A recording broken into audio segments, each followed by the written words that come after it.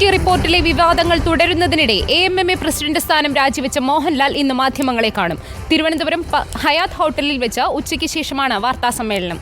Kerala cricket അസോസിയേഷന്റെ KCL ലോഞ്ചിങ്ങിനായാണ് താരം തലസ്ഥാനത്തെത്തുന്നത്. Arun Solomon നൽകും വിശദാംശങ്ങൾ. Arun, good morning.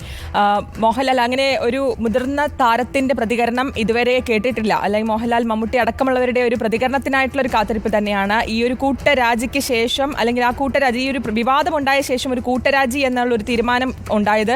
പക്ഷേ കൃത്യമായിട്ടുള്ള നിലപാട് എന്താണെന്ന് അറിഞ്ഞിട്ടില്ല. അപ്പോൾ മോഹൻലാലിന്റെ നിലപാട് അറിയുക എന്ന് തന്നെയാണ് എല്ലാവരും കാത്തിരിക്കുന്നത്. ഇന്നിപ്പോൾ എന്തായാലും ഉച്ചയ്ക്ക് മാധ്യമങ്ങളെ കാണുമെന്നാണ് അറിയിച്ചിരിക്കുന്നത്, അല്ലേ? അതെ, തീർച്ചയായിട്ടും ഹേമ കമ്മിറ്റി റിപ്പോർട്ട് പുറത്തു വന്ന് 2 ആഴ്ചകൾ അടുക്കുകയാണ്. ഈ അവസരത്തിലാണ് മോഹൻലാൽ ആദ്യമായാണ് ഒരു പൊതുവേദിയിലെത്തുന്നത്.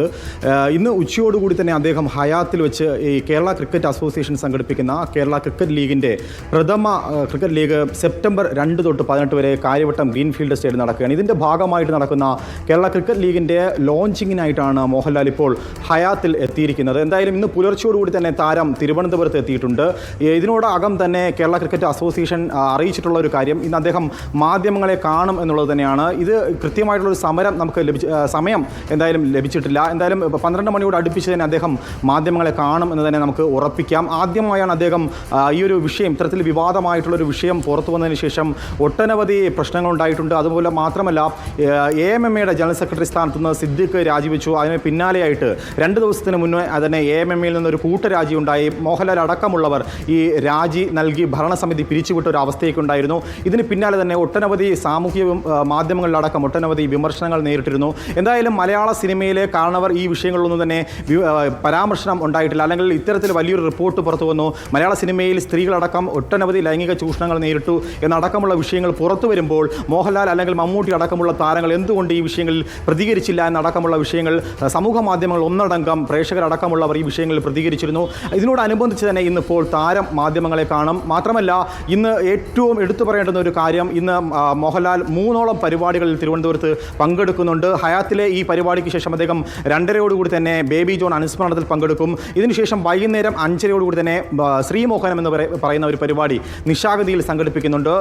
ശ്രീകുമാരൻ തമ്പിയുടെ ശതാഭിഷേകത്തോടനുബന്ധിച്ചാണ് നിശാഗന്ധിയിൽ വൈകുന്നേരം 5:30 തന്നെ ഈ പരിപാടിയിൽ മോഹൻലാൽ പങ്കെടുക്കുമെന്ന് തന്നെയാണ് നമുക്ക് അറിയാൻ കഴിയുന്നത്. ഈ പരിപാടിയുടെ ഏറ്റവും വലിയ പ്രത്യേകത എന്തെന്ന് വെച്ചാൽ, ഇത്തരത്തിലൊരു സാംസ്കാരിക വകുപ്പിൽ ഇത്രത്തോളം വലിയൊരു വിമർശനം നേരിട്ടുകൊണ്ടിരിക്കുന്ന ഒരു കാലത്ത് സജി ചെറിയാൻ മുഖ്യമന്ത്രി, അതുപോലെ തന്നെ മോഹൻലാൽ അടക്കമുള്ളവർ ഒരേ വേദി തന്നെ പങ്കിടുന്നു എന്നുള്ളതാണ്. എന്തായാലും കഴിഞ്ഞ കാലങ്ങളിലൊക്കെ നമുക്കറിയാം, നിശാഗന്ധി എന്ന് പറയുന്നത് ഓപ്പൺ വേദിയാണ്.